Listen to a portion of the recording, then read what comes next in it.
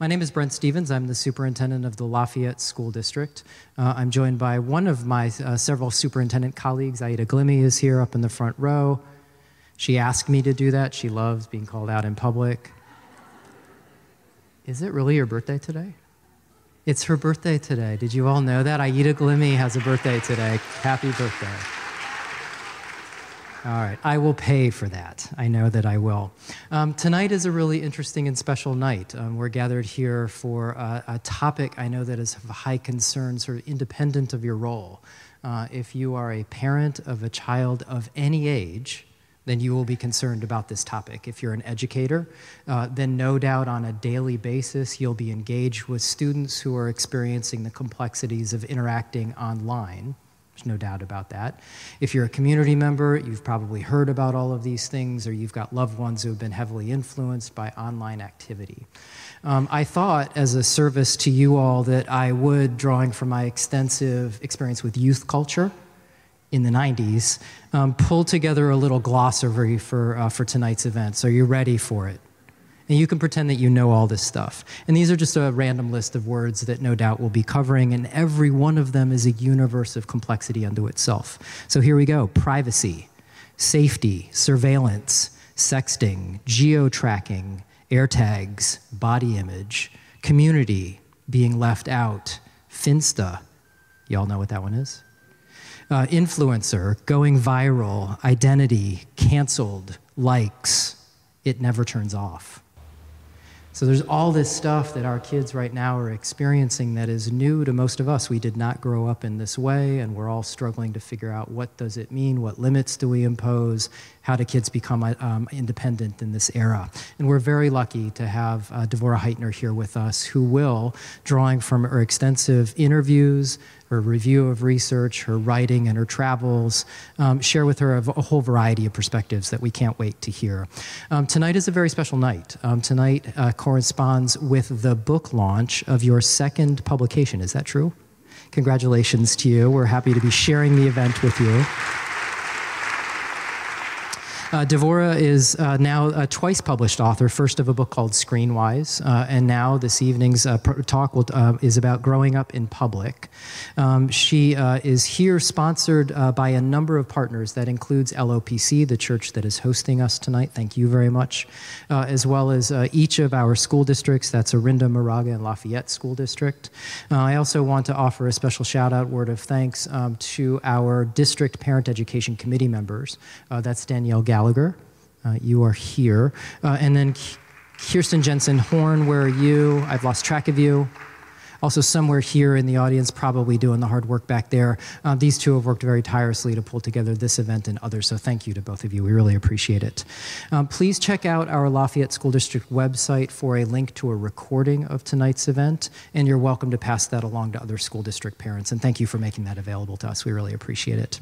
And then finally, check out the New York Times. Today, we have a New York Times personage here with us, and I think that is really exciting. So with no further ado, welcome to you, and we're so glad you're in our community. Thank you. It's my pleasure to be here. Thank you. I'm actually from the New York suburbs, and so this is like how I got legitimized in like the eyes of people I went to middle school with, so that's very, very important, of course. You have to find the way to make that happen at some point. So I'm really excited to be here with you. How many of you have had a conflict with your children at some point? Or am I double mic'd right now? Okay. Am I still mic'd even though I don't? Okay, perfect. I was like, I feel like yeah. How many of you have had a conflict with your children about something related to technology, screen time, games, texting? All right. How many have ever been called out by your kids for your own phone use? Be honest. Okay. How many of you have had your kids be like, please don't post me? All right, so like at least half the room. All right, so I'm gonna share some things that I learned talking with young people all over the country, a little bit all over the world, but mostly United States kids in these last few years, sort of like through the pandemic. Like I got the book contract and I was talking to the people, about it, and we were like, yeah, I wonder how many weeks we're gonna be home, right? It was like March 2020. It was like, how many days is this gonna go? So I ended up doing a lot of the research and talking to a lot of kids on Zoom, but I also do go out to schools and I talk to a lot of kids, in person as well. I was at a middle school today. And kids have a lot to say on this topic. So one of the things that's a theme for me that I hope is really helpful as you think about how can I parent in the digital age, because this is not easy, is to really just stay curious, right? We want to just stay curious about and by curious I don't mean nosy, right? So one of the things people were commenting on in the New York Times this morning is that I'm saying, like, don't read all your kids' texts, don't track them, don't geo-track their location and do that as a substitute for like talking with them about safety, about how to be in the world. Right? And there's some nuance to that, because I'm not saying there's never a place to be all up in your kids' business, but it's more important to be in conversation with them. But when I say stay curious, I mean, I want to know if they say they're moderating a Discord, like, oh, well, what does that mean? What is the responsibility of a moderator? Or if they're into a new game, like, how does that work and how is it different than even if it's a new version, for example? Or if they ask for an app, not just like, why do you want that app, but like, what have you seen people do with that app? How have you seen other kids represent themselves in that space? Are there things that seem potentially stressful about that app, right? Then those are some ways we can stay curious. I want to think about all of these different issues that people kind of struggle with and hopefully share with you this evening some things that can help. And I want to start with thinking about relationships, because all of us are mediating so many of our relationships in these digital communities. And one of the trickiest things about being a parent and teaching kids how to do this is, unlike most of us who grew up with a phone on the wall in the house, or maybe several phones around the house, where we actually heard our parents making calls and we learned a lot just like by being adjacent to that. I mean, maybe we also picked up the extension and listened and learned, like that's how I knew what was going on in the extended family. That's how I knew a little bit more of the sort of, the tea, right? But even just listening to one side of the conversation is a lot more than our kids are getting now from us. What our kids are doing is they're seeing us thumb it out, and they have no idea all the decisions that are going into what we're doing. Like, if we can translate even 10 to 20% of what we're doing to them and say, oh, well, let's wait till we see grandma because this is big news and we want to be with her when she gets this news, so I'm not going to text. Like, that's all happening in your brain. Or the decision to move a conversation from texting to a phone call, which we often do when we're having some trouble kind of getting to yes, understanding one another, right? When the texting is getting a little hot, and I don't mean in a spicy way, I mean in a like, I'm getting really mad at you way, that's often when we'll pick up the phone, and that's something we can actually talk to our kids about. We can say, I'm really having trouble understanding this person right now, and I feel like I'm getting really frustrated. I'm gonna see if we can talk on the phone, because I think we're gonna get to more of an understanding there. Because our kids are watching us thumb stuff out, they really often don't know some of these what seem like very basic communication skills, right? My own 14-year-old, I thought I had taught to use the phone and make phone calls, which is like an old school skill that our kids still need, because you might need to like call a doctor, call a place of business, see if they're open. And the first time I called my kid on the phone, he said, "What?" And I was like, I have failed. This is like after Screenwise, y'all. Like I had written a book that like has like a lot about digital etiquette in it, and I was just like, where did I go wrong here? So I was like, all right, we're gonna try this again. I'm gonna call back, just like do-overs, right? I'm gonna call back, and you're gonna say, "Hi, Mom, what's up?" Just like a few more syllables with that "what," right? Just like a little more. And we did, and he did, so we're like, you get there. But the point is, our kids actually haven't really even heard us on the phone enough to know like things like how to end a call. Have any of you been talking to a kid in your life and they just go? Like, you're like, okay, it was great talking to you, and click, right? And you're like, no. In our culture, there's usually a little more. We don't have to extend the goodbye too long, but you can be like, okay, great talking to you, bye, right? And then you click. There should be no click until people have, okay, so those are relationships. How many of you have kids who already text? How many of you are, okay, and how many of you have been texted by your kid while they're in the house with you, right? I don't even live in a big space. My kid until 7th grade lived in a tiny apartment with me. Now we're in a slightly bigger space with 2 floors, but he'll text me and be like, "Are you home?" And I'm like, there's like another way to find that out, right? the good thing is, because my husband and I don't have another language we can speak, so some of you might have a language you can speak that your kids don't know, we will text each other about the kid. Anyone ever do that? This is like really, like when we figured out we could do this, we'd be like, okay, coming in hot, rough day at school, beware of the bear, you know? Very helpful, by the way, to be able to do this. But if your kid uses your phone, you may not want to use it to talk about them. Just saying. I don't know how I've learned that experience, but it's possible. It's come up. All right, so we want to think about teaching kids to navigate these important relationships with us, with their teachers who they will have to email, even though they hate email. They have to learn how to do it. They have to learn how to text. They have to learn to text with their friends. They have to understand the difference between texting with a friend and emailing a teacher. All of these things take time. Right? And when I taught college, I had kids who clearly did not learn that, and they would sort of email me like they were texting a friend, possibly under the influence. And I'm like, no, do not drunk email your professor. This is all not going to go well, right? So we need to teach them all this kind of relationship maintenance stuff, and so much of what people struggle with their phone, when you want to throw your phone into the Pacific, it probably isn't because your phone doesn't work very well, because these modern phones, they work really well. It's probably somebody said something. There's someone that's bothering you, or some news that you saw, maybe a news item, but it's probably like a relationship situation. It's not actually the phone itself. So when we think about, oh, kids and tech, I know there's also content coming at them like TikTok and YouTube, but a lot of what's going on, a lot of the sort of frustration is about relationships.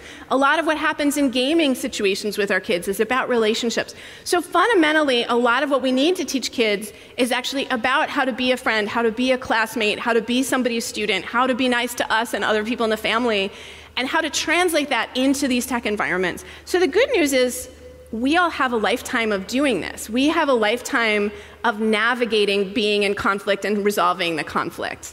We've dealt with feeling left out. So even though we can really mystify Snapchat or Discord and be like, whoa, what is this?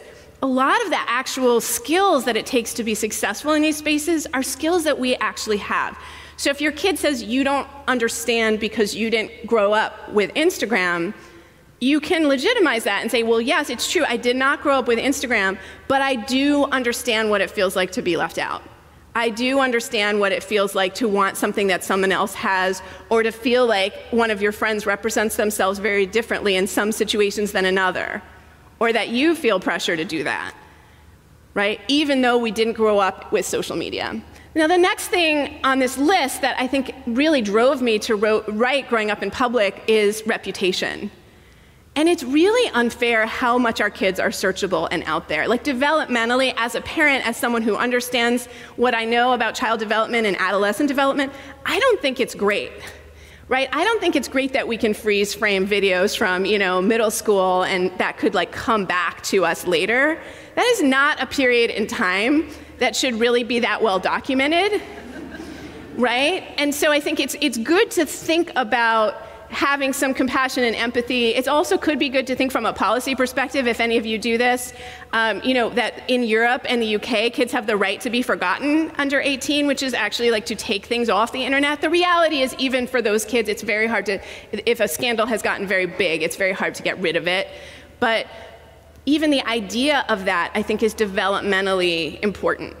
Right, so we want to kind of think about reputation, and I'm here tonight to say I want to have a more positive conversation about reputation. I want to move away from the threat-based conversation that we often have, where we say to kids, you'll never get into Stanford if you post that, and move into a conversation about, is this aligned with who you are? Does this feel right to you? If someone saw this out of context, would they misunderstand you? Would they get the wrong idea? Those are the conversations I want to have about reputation. And I also want to think about the positive sides to reputation. Like, if you have shared something on GitHub or LinkedIn or Twitter, and something good came to you professionally or personally, that's a good reputation story, right? And so many of us have incredible experiences because of the collaborations we've done, because we participate in online communities. And so I think we don't want to just talk to our kids about the threat of what if you share something that doesn't reflect well, but also think about the opportunity to share things that could lead to good stuff in our lives, right? We want to kind of have a more balanced conversation.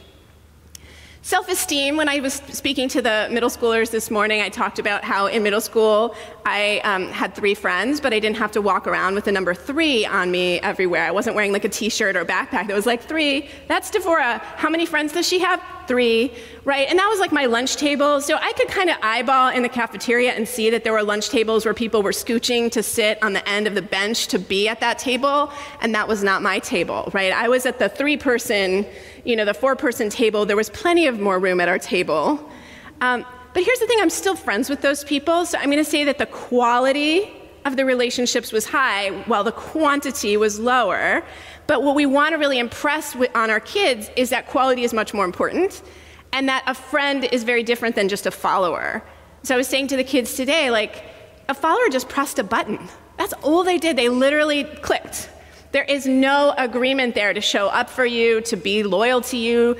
You have no mutuality there. A friend you show up for, you're there for them. If they're having a hard time, if it's their birthday, maybe you're gonna decorate their locker. You're certainly at least gonna be like, happy birthday, I'm so glad to see you, right? I'm glad you were born. That's a friend. A follower is interested in something you did, thinks your gaming channel is funny, whatever. A follower is just there, they press a button. And it's not the same level of commitment, and it's not mutual. And so the fact that our kids can crowdsource and see these numbers is concerning, right? And I think a lot of kids are pretty aware of their numbers. I think if I had asked the middle schoolers today, some of the 8th graders probably know their numbers, maybe even some of the 6th and 7th graders if they have YouTube or a social account. But certainly I think some of those 8th graders, they're like, oh yeah. And I'm not gonna lie, I know my numbers too, y'all. Like, I know my numbers. I was just checking my Amazon ranking before I got up here. Like, I'm just as interested in being seen and regarded as anyone else, and the apps are designed to capitalize on what makes us human. And what makes us human is partly that desire to be seen and regarded. And the fact that we can count that is deeply, deeply human. And when we look at kids and say, what's wrong with you for caring so much about the likes, we're not being honest with ourselves, right? Like, it's true that teenagers are sort of uniquely susceptible to that need for peer approval. And I think as you get to be older, it changes and it becomes balanced with other things, and that's a gift, right? Like the good thing about, being in my 40s is, like, unlike when I was a teenager, if the person standing behind me at Trader Joe's doesn't think my shoes are cute, I don't really care, right? Like, I have arrived at that stage, right? Whereas, like, in 7th grade, someone sends you an anonymous message and says your shoes aren't cute, you do care, you feel bad, right? You're vulnerable to that. But even so, these apps are designed to really try to kind of outsource self-esteem to these numbers. But what helps kids have real self-esteem? Doing stuff in the community that supports other people, showing up at home, emptying the dishwasher and having your parents be like, thanks, that actually really helps me with the flow in the kitchen right now. Walking the dog because the dog really needs a walk. In the community, helping elders, helping younger kids at school. There's a lot of data that lets us know what gives people lasting self-esteem.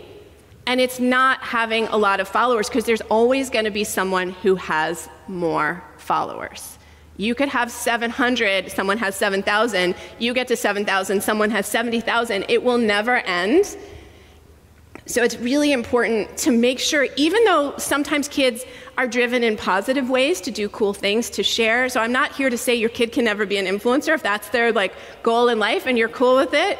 They can experiment and see what is fun, but I don't want them to feel like their numbers are what they live and die on. And if they ever want to quit being influential, I want them to feel like they can just go.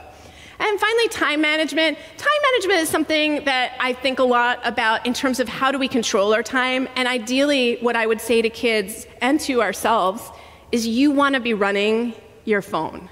You never want your phone to be running you, right? So you are in charge. This is a device that's supposed to help you. The mapping helped me get here today, right? I would probably not have found this church without that, the Google lady telling me exactly where to turn. So I appreciate that.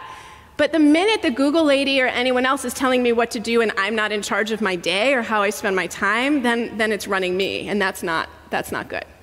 Okay, so the reason I wrote Growing Up in Public is I was worried about this reputation stuff. So many people said to me after ScreenWise, like, Devora, I feel better about screen time. I feel like I understand that screen time is more nuanced. But whoa, whoa, whoa, I'm really glad that every dumb thing I ever said in middle school, high school, and even college isn't out there. Searchable with my face, with my name. And I did not see so many pictures of myself when I was a kid, right? Like we had like yearly photos at school.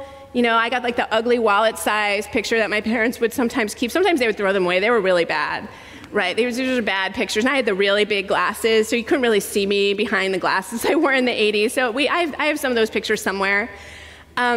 And then, you know, special occasions. But I think about what kids deal with now in terms of, for example, body image. And one of the experts I interviewed for the book, Stephanie Zerwas, who is a specialist in kids and body image and the prevention of eating disorders.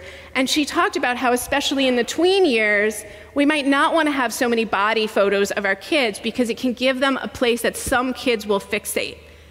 It is not that having those photos in and itself will generate all the way to an eating disorder. For most kids, that won't happen, right? But ideally, just having so many photos of ourselves may not be great, especially at a certain age when our body is changing rapidly and needs to change rapidly. Like, that's exactly what it's supposed to do. But she said that for some kids, having all those photos can be an issue. And I thought about it, and I was like, gosh, are there any photos of me in a bathing suit in those years? And I thought, of course not. My parents never would have exposed the camera to the beach, right? Because of sand and water, you know, like we lived on an ocean. Like they never would have brought the camera to the beach, so I don't have pictures like that. And I think that's fine, right? Like I think it's fine that I don't have to be like, oh, this is how I looked in a bathing suit when I was 12, and this is how I looked when I was 12 and a half, and this is how I looked when I was 13. Like that might be a lot of information for some of our kids. So we want to just think about that. And again, for some kids, many kids, a lot of this stuff is fine, but we just need to really attend to how it's going for our kids. And if in doubt, you know, we can reduce some of the sharing, we can reduce some of the photography, and we can also just attend to like, what am I doing this for? When I'm taking pictures of my kid, am I doing this because it brings me joy? Is it bringing them joy? Is it bringing the grandparents joy? I only do it now because my kid hates being photographed, so I have to get 12 a year to specifically bring the grandparents their calendar. So they get 12 a year, which is still more than I was photographed as a kid, but it is way less than I could photograph my kid, given that I'm walking around with a pretty good camera all the time, right? So we're balancing that. One of the things we want to do is just ask permission before we share pictures of our kids. And I did tell the kids, I know you're not all Stanley parents, but for anyone who has kids at Stanley, I did tell the kids, remind your parents that you're an emerging young adult and that you want to be thinking about your digital footprint and ask that they ask, but also you have to give them that same respect. Your mom should not get posted on Moms of TikTok without consent, right? Like that's not cool either. It has to go both ways. We have to respect one another. Nobody should be posted without consent, and that's how we feel safe. School is a safe place if I don't think I'm gonna lean over at my locker and somebody's gonna take a picture of my butt and put it on the internet, right? Like that's not okay. And we wanna live in a world where we treat people with that respect and then they give it back to us. So every day is picture day is a lot for kids. Some kids definitely feel like they have to look cute all the time because their friends are taking pictures of them all the time. So if you want to kind of reduce that pressure, that's a conversation that kids can have in their friend group sometimes. Like, oh, let's just do this one time like where we don't take pictures. Like maybe we go to the mall or the beach or whatever place, and maybe we just don't. We just take a break from that. That's one of the reasons some of the kids, especially remember when the Meta study came out, when Frances Haugen was like the Facebook whistleblower and talked about like how kids felt about Insta versus Snapchat. So Snapchat is the app where the pictures go away, and some kids were saying, oh, I feel less pressure with Snapchat, or I can do more like ugly, funny selfies in Snapchat because it's not like the grid, right? Where Instagram, it's the grid and you kind of can go back and look. I have met a lot of kids, by the way, who are not really posting to their grid. They're on Instagram to direct message. I met a lot of kids who use Snapchat also to really communicate with people. So the whole idea that kids are constantly posting selfies, I think we need to kind of let go of that. Like your kid might be, but I've met a lot of kids and interviewed tons of kids actually who were really using social media predominantly as a communication and for the direct messaging apps and to avoid having to ask for people's phone numbers, and they're not all about the photos. So again, you don't have to be sort of like guessing, I think, about your kids' experience. I would ask them and ask them what they like about it. And I was glad you brought up Finsta. A lot of the kids I talk to don't call it that. They call it having a spam account. So if your kid says they have a spam account, we can talk a little bit more about this, but basically that's just an account for a smaller number of people. Now you could be totally freaked out that your kid has a spam account and they want to talk to their 5 besties in a different place than their main account, but I actually think it's savvy. It's a way to manage privacy, and it is a different conversation with the people who know all your inside references versus however many people are following you on your main account. And that is a more public and searchable place. So when I talk to kids and I find out they have these privacy practices, I'm impressed. Because it doesn't mean they're doing anything bad, right? It's not necessarily like, oh, I have a spam account, therefore I am using hard drugs, right? It's like, I have a spam account, so I have different humor with these 3 people than I have with like my wider group. That's actually mature, right? To be sort of code switching between those 2 things. It's not devious. And for adolescents in general to have communication they don't want their parents to see, again, doesn't necessarily mean devious, it just means they want privacy. There's a huge range of what that could mean, but often it just means like, this is not for you, right? So Everyday Being Picture Day is something I would ask kids about. Just talk to them about how they feel. Do they notice a culture around photos? Girls definitely experience different pressure around this than boys, but I will say that the rise of social media and just kind of phone culture does mean that boys do see more pictures of themselves and have more appearance pressure. The deal with boys is they're also not supposed to like Photoshop or manipulate their pictures. Whereas girls, there's like a subtle agreement in some girlfriend groups that they're gonna do that and it's okay. Boys are like, you never do that and you can't admit that you care about your appearance, but you still wanna look good. So that's like some pressure, honestly. And for me, like when I was growing up, like I didn't really have that same kind of pressure. So that's one way that maybe our kids' lives are more challenging, but maybe you came from a place where there was more appearance conversation. What I thought was so poignant that someone I interviewed said to me is, we grew up with the magazines, but we weren't in them, and it's true. For a kid looking at, Instagram or some of the other social apps, like their own pictures and their friends are right next to the models and the sort of airbrush people and the actresses and the Hollywood people and all of that. And so that's something to kind of think about, is like that extra layer of comparison. So when we share our kids and we haven't asked, they can get pretty embarrassed. And when I ask kids how many have had a friend share about you and it was embarrassing, I'll have like half the kids raise their hand, and I ask how many of you have had your parents share a picture that was embarrassing, and they all raise their hands. So it's like a universal experience. So definitely check in with your kids before you share. I talk just a little bit about gaming. Growing up in public only has a little bit about gaming. There's more about that in Screenwise, but I just want to talk about gaming for a minute because it's such an important place for our kids in community. And because we need to know, for kids whose primary place online is gaming versus social media, and some of this has some gender breakdowns, we want to think again about like, how does gaming kind of support their community? Do they know when they can leave? If somebody's being a jerk, if someone's dropping in hateful language in the chat, they can get out of that situation. And how does gaming affect them overall in their mood, other things? A lot of the kids I talked to were very much participants in server-based games and gaming communities. Some of them are talking on Discord or other places where they can communicate with one another. It is a pretty big deal. So if your kid is like a really big deal in a game, I wouldn't dismiss that, even if you're not personally a gamer. I would think of gaming, honestly, as you would think of any other hobby or sport that they're interested in, which is to say you probably wouldn't let them play ice hockey 12 hours a day. You wouldn't let them, practice in the pool 12 hours a day because their skin would come off. Like, there's things you would stop your kid from doing, but I wouldn't think of gaming as like inherently worse than those things, right? And it could be a really strong interest. At least in the high school where my kid just started, there's also esports with scholarships. I'm just learning about this now. It's pretty cool. But gaming is really interesting. But I wanted to get to gaming because I wanted to talk about Discord. Discord is kind of like remember the old internet when there were listservs in the 90s? Remember listservs and like how you could be in these different listservs and kind of like hang out in these different corners of the internet?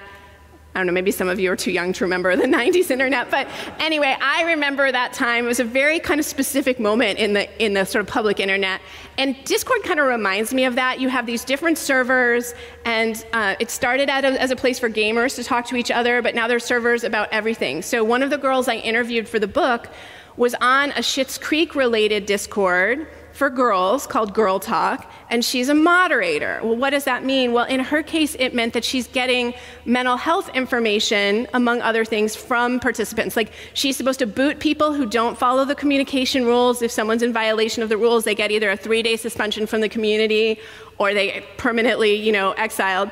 And if someone reports a threat of suicide, if someone reports other self-harm, she's supposed to send them information about help and resources that they can access. So this young woman was 13 in 8th grade, and I was like, whoa, that's a pretty heavy role to play in supporting people in the community. And she said, yeah, it's really hard because sometimes people will talk about suicide, and I'll send them the information, and then if they don't come back to the server, I don't know what happened to them. And I was like, that's a lot to hold. Do your parents know you have this role? And she was like, I don't think so. I was like, I think it would be a good idea to talk to your parents. I mean, as a researcher, like that's often my line, right? There are some situations where I'd be like a mandated reporter, but in a gray area situation like that, where the mom knew that she was on Discord, but I was like, I would be a little more specific, because that's a situation where I think you should have some support in playing that role. I mean, I also said, like, that's an incredible leadership space, and you are also doing leadership, and that's a responsibility, but I would also want to see you make sure you have the support to make sure you're not carrying too much, right? But I think we need to see our kids potentially in leadership roles and understand that not every leadership role is going to be like a camp counselor role. Some are going to be leadership in a digital space, right? I mean, I guess there were some enterprising kids during remote school who did do remote camp counseling and babysitting. But look at Discord if your kid is in it and talk to them about it. And just like all the other social media, technically these are 13 and up spaces. The other thing I'm just going to say about Discord, and it's also true, of course, of like Instagram or any other space, is that Discord, many of the spaces are affinity spaces that are mixed age. So, you know, a place could be called Girl Talk, but that doesn't really mean there's no adults in it, because how do you verify that? Right? And that's also true of the affinity spaces around things like ADHD, dyslexia, autism that are on there, or mental health. So I write a lot in the book about the ways kids are sharing about their mental health, about neurodivergence, and a lot of it is amazing. But I think we can all agree that we would want a kid who has is self-identifying maybe as experiencing something like depression is also getting support in their regular life. They're also seeing a therapist. They're also in a group. They're also seeing the counselor at school, something. We don't want all their support coming from Discord, right? So Discord might be a great place to have affinity. Like, say you're like, I identify as having a learning disability. I have dyslexia and I have affinity. Like, great, be in a TikTok space, be in a Discord space, have affinity, but also go see your Wilson tutor or whatever, right? You don't want all your affinity and all your help to be coming from the internet, because it's not mutual. It's not going both ways, and that those people on the internet don't know you in the same way, and they don't have the same accountability to you or to your parents.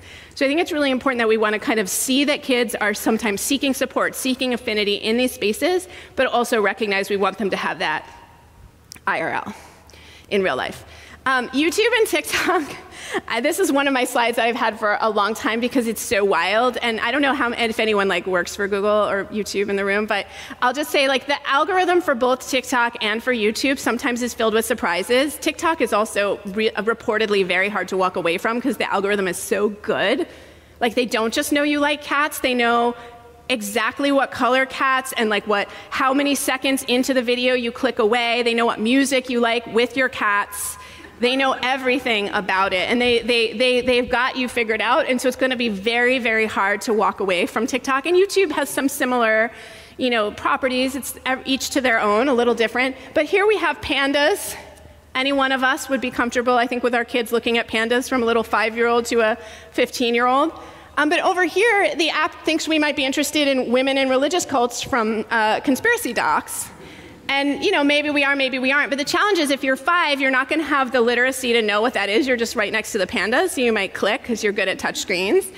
And if you're 14, you're going to be like, oh, I always knew there was stuff the adults weren't telling me. I've been feeling like there's a conspiracy. I'm going to check that out. And either way, you could be going down a gross road. Like, I'll tell you as an adult, like, I don't want to click on anything on the internet that says conspiracy. Like, heck no. I'm like, no conspiracies for me today. And religious cults, no thank you. I think we're going somewhere gross. I don't want to see the suggested videos that come after that. Like, that's not going to be a good experience for me. But we need to talk to our kids about the kinds of things they're seeing, and we need to balance that conversation in a way that's not too scary for them. Because if they're so scared they're going to get in trouble, then they won't tell us if they've seen violence, if they've seen something traumatic, if they've run into pornography, if they've run into something scary, and all of those things can be scary and upsetting. We need to kind of balance the, like, if you see something that you think is not just for kids, that's not good, with come talk to me. Because all of our kids are going to have been already exposed to things that we probably wish they hadn't been. right? And like core philosophy here is just mentoring over monitoring. What I'm not saying by mentoring over monitoring is hand your 10 or 12-year-old a smartphone, walk away, come back in 3 years and hope for the best. That is not what I'm saying. What I'm saying is we need to be in it with them and talking with them about it. But if we outsource all of the sort of parenting work to like an app that's supposed to like track them or tell us what they're doing, A, we're only gonna find out they did the wrong things like after it happened when we get the reports. So we need to be like pre-talking about some of these things. We don't wanna wait till after they've gone on the site that we don't want them to go. But also, we miss a lot of things. There's so much nuance in what happens with kids, and so much comes back to that relationship piece and how they talk to one another. So much of what could upset your kid in a group text is not gonna be a bad word. It could be some very subtle reference to something that went on at lunch today, and the app isn't gonna pick that up and tell you, but you're gonna see your kid's face at dinner. And they're not going to want, or when they don't want to go to school the next morning, and that's when we want to get curious in a sort of soft way that gives them space to let us know what's going on. If we kind of over-manage them with apps, what I have seen is that kids will go underground. They will go underground. They will go to the apps that obscure what they say. They will be more into hiding. Right, and so when we track and surveil, when we check the grading app 6 times a day and text our kids at school to say what we see on the grading app that they can also see, that's a little too much. And it makes kids sort of dread the relationship with us and the time with us if everything we do. And I mean, I have a kid who sometimes is disorganized and forgets assignments. Like, I could carry all that executive function with me all the time. I could just literally just be the outsourced executive function on the grading app and track him all the time and text him, but then our relationship is me being a nagging machine, right? And if we track our kids' location and use that as a substitute for teaching kids what to do if they get off at the wrong stop on BART, we want to have the conversation to like, this is what you do. You're on the train, you get off on the wrong stop, you cross the other side, you go back, right? You get on going the other way. These are the people who are safe to ask. We don't want to teach our kids that the world is so unsafe that they can't talk to people. We don't want to be, I know I said I use my map to get here, and it's true, I'm pretty phone dependent when I'm out here in these hills. But I will say I don't want to be so dependent that if I did have my phone die, I would have no idea what to do. Like, I do speak the local language. I could ask for directions. I know it's a little different from Chicago to California, but like my Chicago English would get me here eventually. Or I could even like unfold a map. Remember when we used to print those maps and go on road trips, that like in between stage, the MapQuest map? Our kids will never understand what we went through. They'll never know what that was like. So we want to not be just like, I'm not here to tell you don't get Life 360 or don't use Find My iPhone. That is your choice.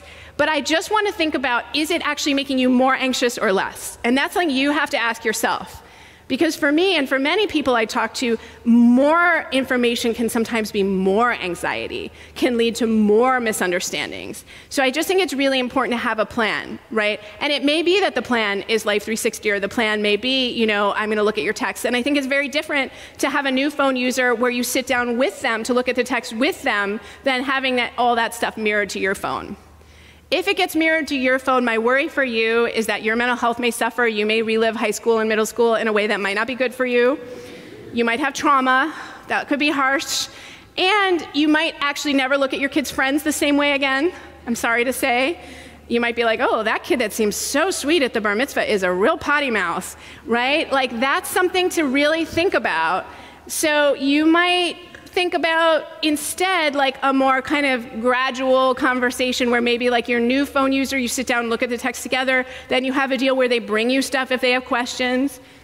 And you can always let your kids know that in a code red situation where you believe their life or someone else's life is at stake, you will do whatever it takes to find out what's going on. Right? And I hope none of you are in that situation, but someday you may have a friend in the situation where you need to get that kid, or they need to get that kid an inpatient spot pronto.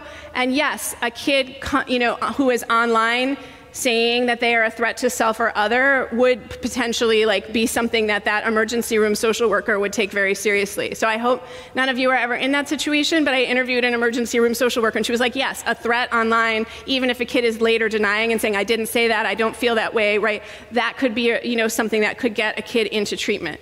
But if you're just like they used to tell me every day how lunch went, and now they don't tell me, and I want to read all their texts. I want you to think twice, because if your parents could have heard every conversation you had walking home with your friends, like when I walked home after school, with my friend Rupa, and she said, sometimes I hate my mom, and I was like, yeah, sometimes I hate my mom. You don't need to read that text, because it was just a sometimes thing, and we needed to say it out loud to see if the earth swallowed us whole. We're still here. Right? And I actually looked around, like Rupa said, sometimes I hate my mom, and I was like, whoa.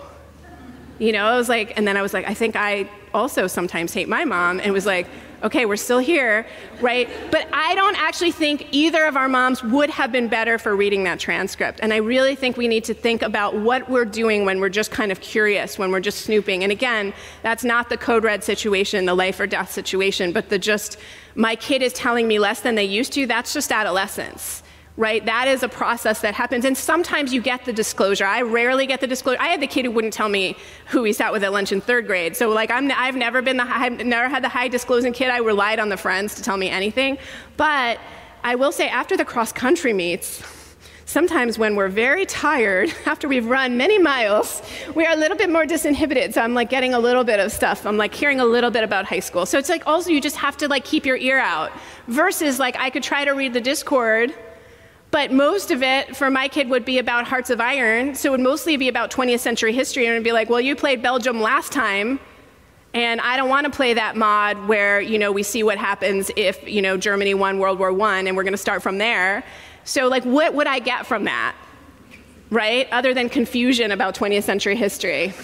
We want to understand our kids' digital world. We want to understand, if they have a TikToker that they love, we want to understand, what do you love about that TikToker? What is the thing that they're doing that is so fun and so awesome? What is the thing that makes them so influential to you?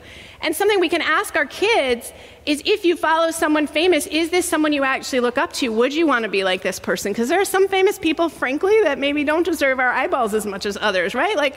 Not everyone who's famous is someone we can look up to and want to be like. And so talking to kids about, do you appreciate that person? What do they do that's so cool? We want to talk to kids about how to navigate conflict. We want to talk to kids about online disinhibition, the thing that makes people write the mean comments when they think they're anonymous, when they think they're not accountable, right? When we think we can get away with it, sometimes human nature is to be less kind, to be less thoughtful. So we want to make sure our kids understand that, A, they actually can be tracked, and there's ways of knowing what server they're from, but also we don't want to go around kind of polluting the world, right? And if you hate something, you also don't want to give it your eyeballs. If you really hate something, say there's someone out there and they're denying something that you really believe is important. They're out there and they're pro something that you think is really damaging. Go start a club at school that supports the other side, that supports people in the community that are being targeted.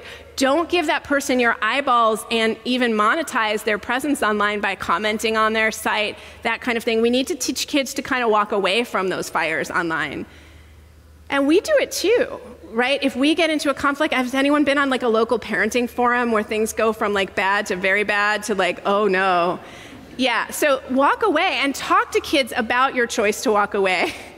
Hopefully that's not common anymore. I feel like it's a little better, actually. I feel like we're all recognizing we've all been through this pandemic. It's pretty rough. Maybe we'll just support other parents or not comment when we don't agree.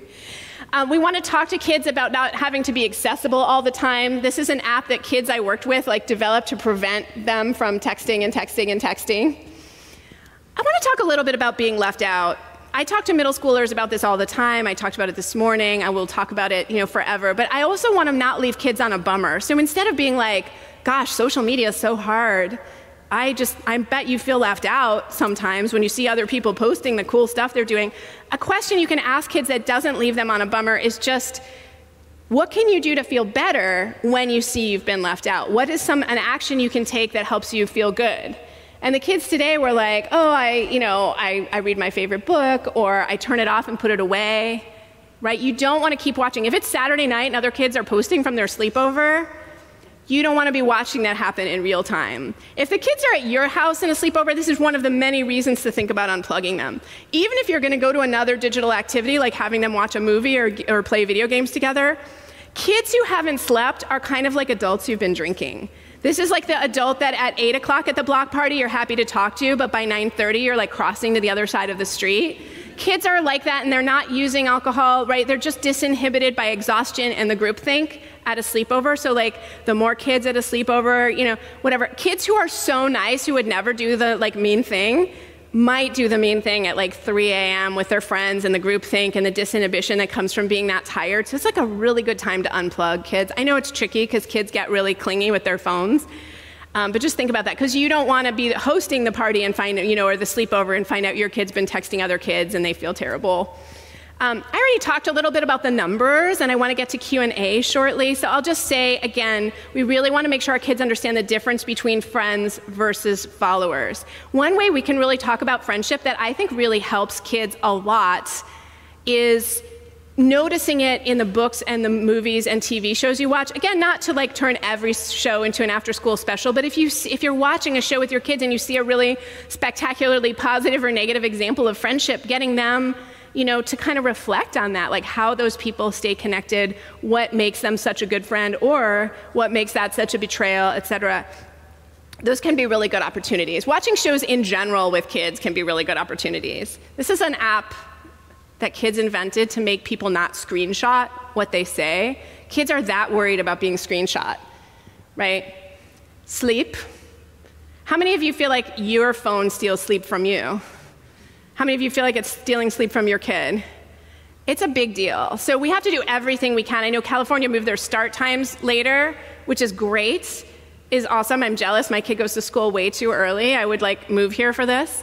But it's not enough if they don't go to bed. And having the devices in the room, especially for elementary and middle schoolers, and I think even younger high schoolers, may just be more self-regulation than they are actually capable of. So if you can unplug them at night, I mean, I'm going to say like your junior, your senior, at some point they do need to learn to self-regulate, because you're going to drop them off at college and no one's going to come take their phone. But I don't think most 12-year-olds are capable of the self-regulation. And the problem now is that kids are getting phones so little that they are self-regulated and they are kind of compliant. Like if you give a phone to a 10 or 11-year-old, the good thing, I'm not suggesting that you do this, but the good thing is they're going to be compliant. They're going to do what the parents want most of the time, because they're still in that compliant phase of life. They are not adolescents yet. They're just early, right? So then that 11-year-old has the phone in the room, but think about that kid in a few years as an 8th grader in love, and think, do you want them to have a phone in their room? Because the same thing that happens at sleepovers, like nothing good happens at night. Are my principals over here? When does the bad stuff happen on the group text? It's late at night often, when, you know, some kids are still on and it just degenerates, right? So let it be your kid that's not part of that. Kids are going to other kids for community, for support. Friendship is the same as it ever was in so many important ways. The things you remember about your friends in high school are the things your high schooler still loves about their friends. Fundamentally, kids are very similar to how they were, right? They want to be with their friends. They want to be connected. I want to talk a little bit about dating and love, and especially sexting, because there's a whole chapter about sexting in the book. And I just want to say, first of all, kids don't call it that. I called it that because it's a book for adults. Kids talk about sending nudes, sending explicit pictures, or just sending, honestly. And I talk a lot about both the sort of boy-girl dynamics there, but I also talk about queer kids and how it's a little bit different for them. And I just want to say I'm happy to take questions about it if anyone's brave enough to like ask.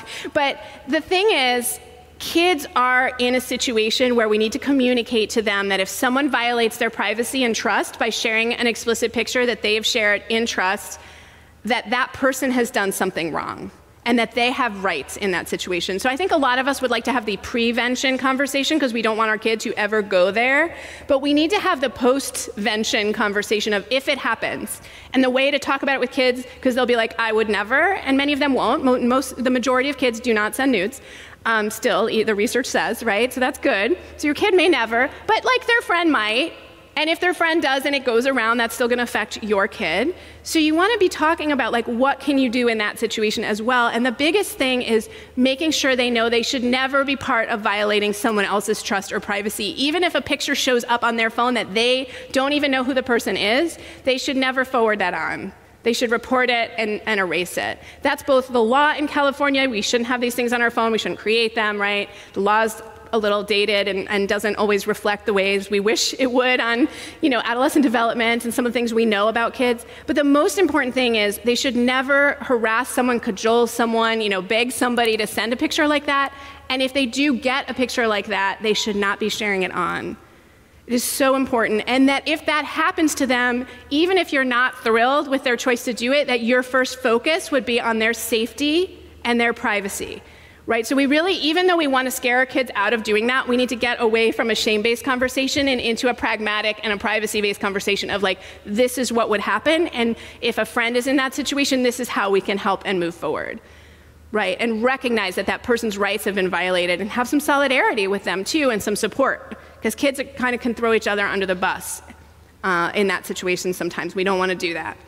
All right, so I would be thrilled to take some questions. Are we doing like microphones or how do you want to? Does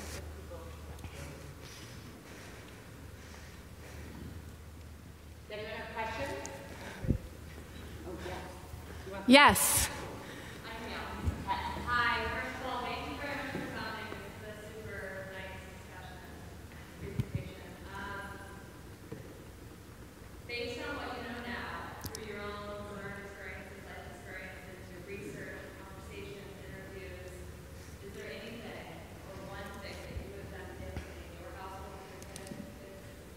I would not have shared my kid as much when he was little, honestly, because I had to go take all those pictures down, and he was really mad when he found out I had done that. So I think that's one thing I would have done differently, because I stopped sharing him in 3rd grade when he told me to stop, but I didn't go back and get rid of the archive. And then when he figured that out, he was like, what? And he felt really like there was a trust issue. So I would do that differently.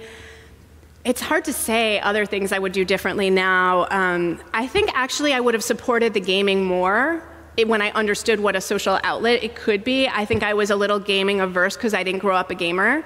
And I was a little bit more cautious because I knew some of the challenges because I also had been interviewing kids then at that point for Screenwise when my kid was getting into games and I saw some of the challenges. But I think the positives for my kid outweigh the negatives and the risk. There's some really good things and I think I would have leaned into that more to be more of a mentor in that space earlier. So, yeah. Thanks for asking. I love that question. Yes? I was wondering in the research with all the kids that you've been speaking to that are pre-middle school, and I'm not sure what age group you really look at, like we're sort of, our kids and our peer set are in late elementary, and we're trying to figure out, can we wait till 8th? Is that something that we should do? How do these kids, you're talking a lot about like when they engage and how to do that properly. Do the kids that are not engaging and don't have smartphones necessarily, are they also feeling lonely and left out? And what are you seeing? What are they saying? It really is a tricky thing to, there's this question about like when to get a phone. First of all, the phone is less of a transition point, I think, we're not really post-pandemic, but like in this late stage of the pandemic, because so many kids are home on Wi-Fi using other devices and doing 99% of what a phone does, and the one thing a phone does, which is like call, is they don't want to do anyway. So even though it's a status symbol and they want it, or the watch too, like they want these things because other kids have and they see how fun it is and all the things, but they don't necessarily, they can still group text, they can still be on Discord, and be in a game, they can still do TikTok or YouTube. So it's really more of a question of what apps and who they're connected to than even the device at this point. The device is something that I think can facilitate a certain kind of independence. So to me, it's when your kid is ready to be home alone. Like we didn't have a landline, so we got it when our son was ready to be home alone, and we needed for him to be able to be home alone. Like he was, not an age where we felt like we needed a sitter. We later found out the law in Illinois is 14, which is like 3 years after I started babysitting. So apparently we were breaking the law, but the point is we decided, we wanted him to be safely home alone and he needed a phone. Because when you get your kid a first phone, it doesn't have to be that they have something with all the bells and whistles, and they don't have to have it 24/7. So you could get a phone that they don't take to school. They could have a phone that they only use for some things. The other reason I think a lot of people cave and get their kid a phone, and I totally understand this, is if you have a social butterfly and their 11-year-old or 12-year-old or 13-year-old friends are blowing up your phone trying to get to your kid, a lot of people are like, I cannot take this anymore. I can't get all these texts from Maya and Emma all day long. I need to give my kid a phone so that they can be the social butterfly by them, deal with all these friends. So that's a different scenario than we were just like, it was a pandemic. we wanted to leave our kid home alone. He wasn't going to school. For us, the other thing would have been public transportation. And it wouldn't have been just like the one time you take the bus home with 2 other kids, because I don't think you need a phone for that. But like, say my kid was taking the L into Chicago and like changing lines and like getting on the CTA bus, I would say like I would want him to have a phone in that situation, right? Like if it was like a regular thing, or babysitting other kids could be a reason. Like some kids are doing sibling care. But again, I think the most important thing with a first phone or anything is to set up your expectations with the kid, right? And really talk with them about that. I mean, I teach a whole class on just phones. And a lot of it is like, do you want to do, we don't do a contract in our house, but some parents like to have a contract with their kids around it. Setting those expectations. What I think you don't want to do to yourself is like leave it under the tree at Christmas or whatever and have them, you know, like on the 26th, like download 5 apps while you're still like sleeping off Christmas. And then, you know, you're like, okay, like now we're on TikTok, I guess. Like you want, like if your plan is they have a phone and they're just texting and they're not getting any of these other apps for a year, that needs to be clear before they get it, ideally. So hopefully that's kind of helpful in thinking about some onboarding. But I don't think that kids who wait are necessarily feel left out, but I do think if the close friends have it and your kid doesn't, I do think you want to let the parents of the close friends know a way your kid can be reached so that they get included in plans, so that they're not getting left out of plans just because they can't text. I think that's important. So just having that conversation. And I think all of us could do a better job being less afraid of being judged by other parents for whatever we're doing and more just open and talkative with other parents, including like, what do you wish you knew? Or if you have, you know, like my kid is the oldest and only, but a lot of his friends had older siblings. Like, guess which friends had like cool games at their house, right? And I'd be like, oh, you played what? You know, but those are the parents that I could also go to and be like, well, tell me about this or that, right? So that's also an opportunity, rather than being like, oh, great, now my kid has like seen, you know, eaten the apple and seen the other side. I could also be like, actually, what do you wish you knew before you got that like Nintendo Switch or whatever the next thing is, because those people can help you. Yeah, other questions? Yes.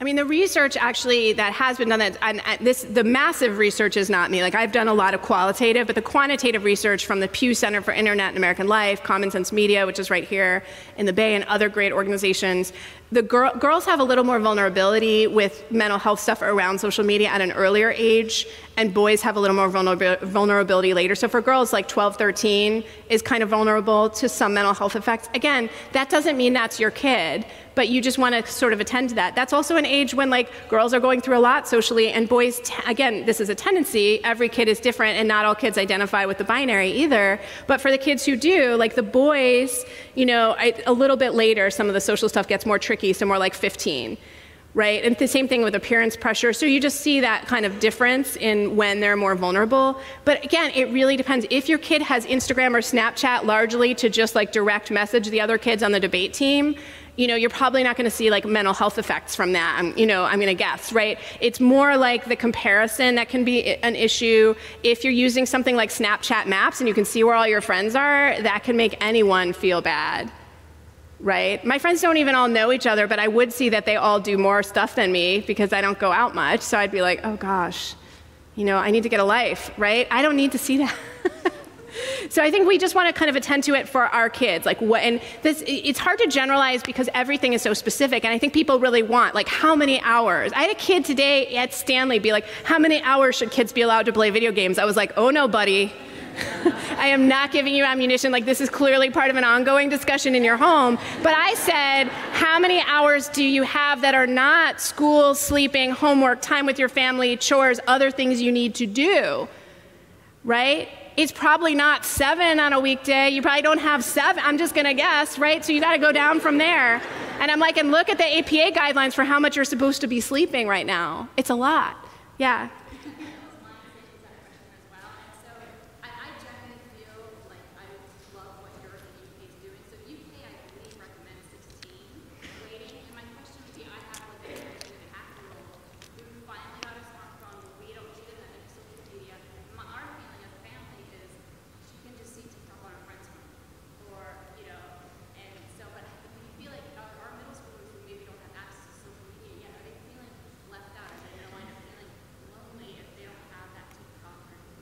I mean, a little, because it is the water cooler. We have a less unified culture. Like, you know, again, I'm sorry. Oh, the question is like, will kids feel left out if they don't have social media, especially as late, not as late, but in 13, 14, not at like 10, 11, right? Because they're not supposed to have it till they're 13, right? Like, and that's just laws about tracking kids on the internet. Like, nobody's saying 8th grade is the pinnacle of judgment, and that's exactly when you should get on social media and share yourself. Nobody thinks that. Like, even like waiting till 8th, I'm like, oh yeah, dumbest stuff I ever did or said was probably in 8th grade. Like, the most cringy moments of my life were probably in 8th grade. So it's not like, oh, well, let's wait till 8th because that's the smartest time kids will ever be. You know, like, I'd trust a 6th grader more in a lot of ways to make good decisions. I'm not saying your 6th grader needs a phone, but in terms of like that like 8th grade, not a pinnacle of judgment. But to come back to like, will your kid be left out? We have a less unified culture. Like, we might have been like, I'm Cosby Show age. Like, we saw that episode, we came in and talked about it, you know, or whatever, you know, like show you watched or the big game. Kids are much more separate. Like, you know, one kid's in this fan culture, another kid's in that fan culture. Everybody's. So yes, there's the meme going around. Is your kid gonna be like a pariah because they didn't see the meme? No. If their friend can show them the meme, that might be good. You could also put it on your phone and let them like have it for 20 minutes on the weekend and just kind of feel like they're keeping up with the like top things. TikTok is really hard to walk away from. I'm not going to use the A word, right? Because people talk about it. It's addictive. You know, we haven't diagnosed anyone with that, but it's hard to walk away from. The algorithm's really good at knowing what you like, and so it's also a time suck. And I would talk to kids about that, because some kids might actually want to take it off their phone. I've talked to kids who are like, I'm a competitive athlete, I took TikTok off my phone. I don't have the time. It's kind of awesome if a kid gets to that point, like what they had to go through and how much sleep they lost before they got to that point. That's a whole other question. But I think it's, so I can't tell you if your kid's going to feel super left out, but I would say there are ways to manage it. And I think you also have to look at, is there one app that you might be more comfortable with, that you're more familiar with, or that you could get more familiar with, that might be a way in. I certainly think we do want to teach our kids texting first. I think we do too little to mentor them on texting. I would really lean into that in the first years with a phone, and then maybe allow, if you're comfortable with it, a social app that you feel like you can help them learn. What I wouldn't do for any kid, I think, is start them on like 5 things at once, because that's just a lot of norms to learn and a lot of social stuff to deal with. The other thing to think about is, who is your kid going to connect with on those apps, because the contacts are as important, or who they're going to follow, right? Like, if you have a kid who's seriously into cooking and all they're going to do on YouTube is watch cooking videos, and you are going to get really good dinner and dessert out of it, I might really support that. But if you think your kid's going to watch things that are more problematic, that might be less good. Yes?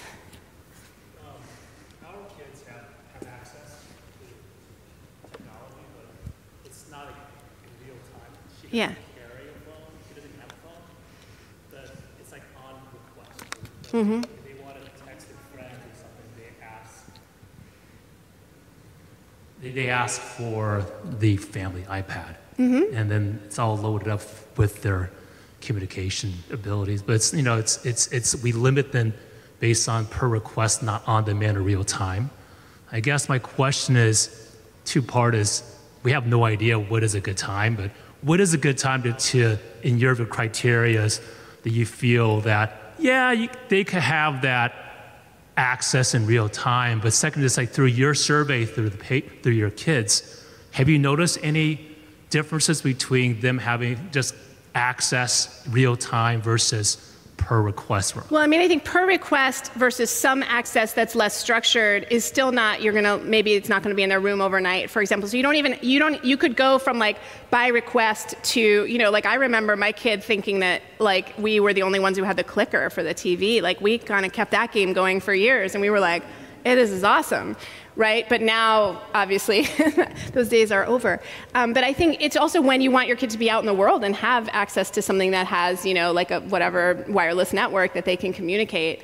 So I really think it is up to you and what works for you. But what we don't want is the kid to passively default all the time to whatever screen and just scroll and scroll and scroll. Like, ideally, they're used as more creative. They're creating in balance with consumption. They're using it to keep up with friends. What you'll find, I think, is, what grade are they in? 8th grade. So, I mean, what you'll find is over time, they may need it for more things at school. My kid is now in 9th grade using it to communicate with the cross-country coach, using it to talk to debate. It would be very hard for him not to have access to it. Like if I was out of town and he couldn't access calling the debate coach, that would be a problem, right? And the expectation is even QR codes to get into events at his high school. So literally their default assumption is every single kid is walking around. And by the way, I'm not in a high SES area. This is a Title I high school. So I think it's really interesting that they expect everyone to have a phone and QR codes given the economic diversity in my community. But anyway, that's a lot to say. Like, I think by high school, kids may need a mobile device to be able to be caught up with friends and to be able to communicate in those ways. But that doesn't mean they don't have to check it in at night or whatever your rules are. Like, you could still, limit their time. And some kids will say they're relieved. Like a bunch of kids were on Twitter recently talking with their dad on a video. And I'll see if I can find this video if anyone wants to write me later. I don't remember his name. And they were all mad at him because he limited some of their time. And then they were all like, yeah, but that's also how I got to have other hobbies. Right? What you don't want to see is scrolling replace a strong interest. You don't want to see kids like scroll so much and just spend so much time like this that they're not talking to friends face to face, that they never noodle around on the piano, that they never draw, right? A little wasted time is part of being an adolescent. I called my friends and played songs on the radio for them. Like, I wasn't Greta Thunberg. Like, I wasn't trying to save the world. I was playing songs on the radio for my friends. I regret to say, like, I wasted a lot of time, and I think some wasted time is teenagers' prerogative, right? They should have some time to just waste. They're young, but it shouldn't be all their time, right? So we want to kind of balance that. And some of their sort of noodling around time to dream and be bored should be unplugged. So we want to think about that. But I think high school would be, I think, a hard time not to have a phone. I'm not going to say you can't do it. You can do whatever you want, and your kid could be fine. But they're going to need a lot of ingenuity to do high school in this day and age without a phone. They're going to need to be very proactive in thinking about how they're going to manage that. So, yeah.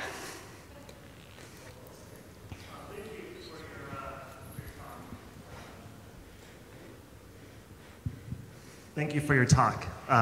We'll find it very helpful as our kids grow older. Everything you spoke about tonight has to do with parenting and helping your kids learn to navigate the digital age.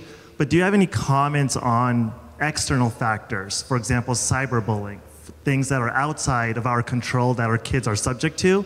In the past, they could take a different route home. They could avoid the situation. But here, it's really in your face, and it's really hard unless you leave some of these networks that kids will be dependent on. I'm so glad you asked about that. I think it's really important that we keep the lines of communication open. And again, my experience in talking to kids is if you over-monitor it, they may be going more underground. But if you keep the lines of communication open and you're talking with them about how they feel and noticing, like, hey, I notice you're not gaming with those same kids, or I notice, that you seem really upset, or then they can tell you what's going on, right? And we do want them to tell us what's going on. And again, in that code red situation, if you're pretty sure your kid is being targeted in some way or there's a threat, and we need to let them know too when they need to report that in their own situation. If they see something like that in a group text or online, in a Discord or in a comment in social media, they do need to come to us and let us know. And sometimes it turns out to be, like a false alarm. Like, just before we were talking about a kid who said they saw a comment on YouTube and a threat there, and then it turned out to not be anything. But that's a situation where it does warrant calling the principal, checking in, like doing the things that you would do. So making sure kids know, and one of the things I like to leave the door open is to say to kids, like, have you seen people be really mean to other kids? Like, you're not saying, are you being targeted? But just, have you seen people in the group text be really mean? Or have you seen someone talk in a way that really crosses the line? Talking about someone's body, talking about their ethnicity, talking about their sexual orientation, right? Talking about in a cruel way or in a hateful way, like crossing those lines. And that's really helpful to see if your kid has observed that, if there's ever any situations they've gotten out of, and just giving them permission too to know that they can leave. They can leave a group text. That's huge. Sometimes kids sort of don't think about that they could just get out. I talked to the kids this morning, and I talk to kids all the time. If you're in a group text and someone's being mean, you have multiple options. You can get out of the group text. You could go to that person directly, but not in the group text in front of everyone, because a lot of people don't respond well to being called out in public, and call them out more privately and let them know, hey, that's not okay. You can say, hey, my parents look at the text chain, we're gonna get in trouble. And by the way, if your kid is in like 5th grade, 6th grade, 7th grade, somebody's parent is on the text chain So that's a good thing for kids to know. I don't want to be on the text chain. I don't think we have to be on the text chain, but somebody's mom or dad is on the text chain, and kids should know that, right? They should know when they're on the Google thing at school. During remote school, every day of remote school, my kid would be on the Google chat with his friends, and I'd be like, Miss Young can see that. And then I'd walk on by, I'd be like, Miss Young can see that every day. So it's good to remind kids, too, that they are accountable and that stuff can be shared, screenshot, printed out, et cetera. Yeah. Okay, got another question over here. In all of your research with kids, have you ever come across AI chatbots?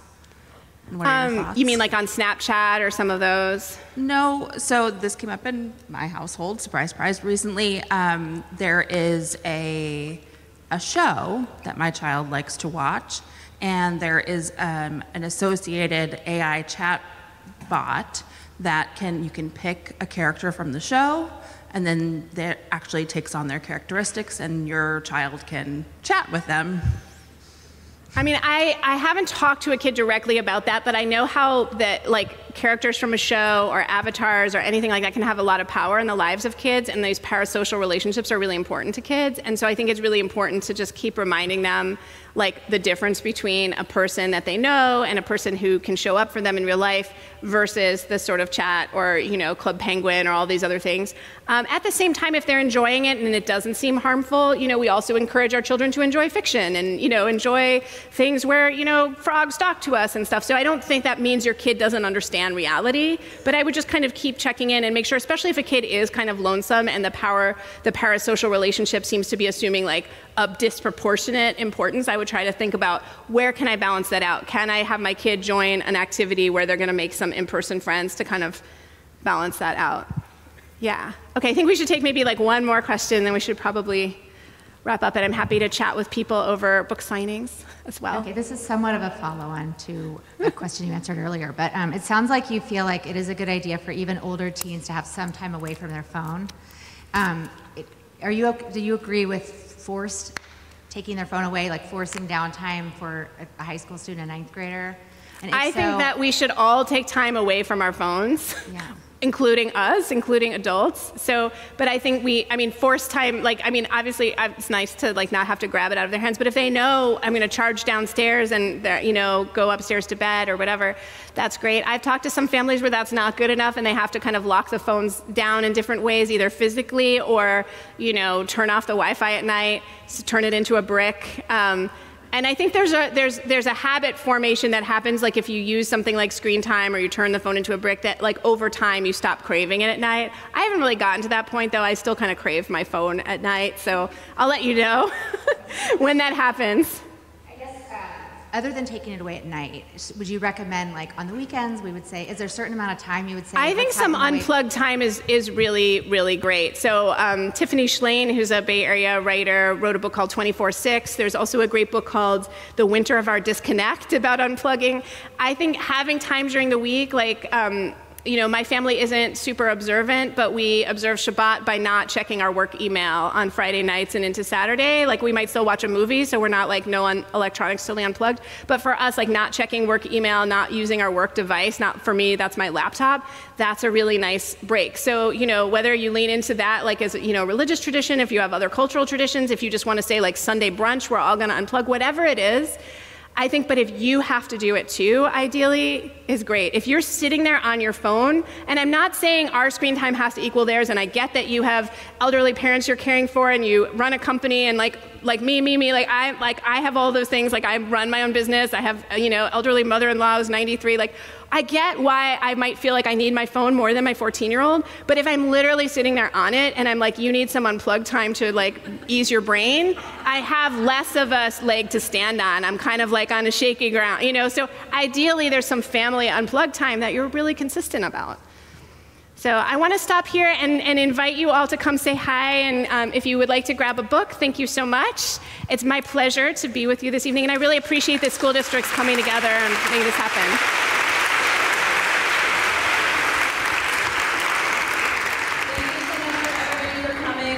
Please know that we are recording tonight, and we will be sharing that with Lafayette, Orinda, and Moraga school districts. So it will be posted on websites. Thanks again to LOPC. Please make your way to the back. Reasonable Books is here from Lafayette selling copies of Growing Up in Public, and Devora will be signing. So thanks so much, everybody.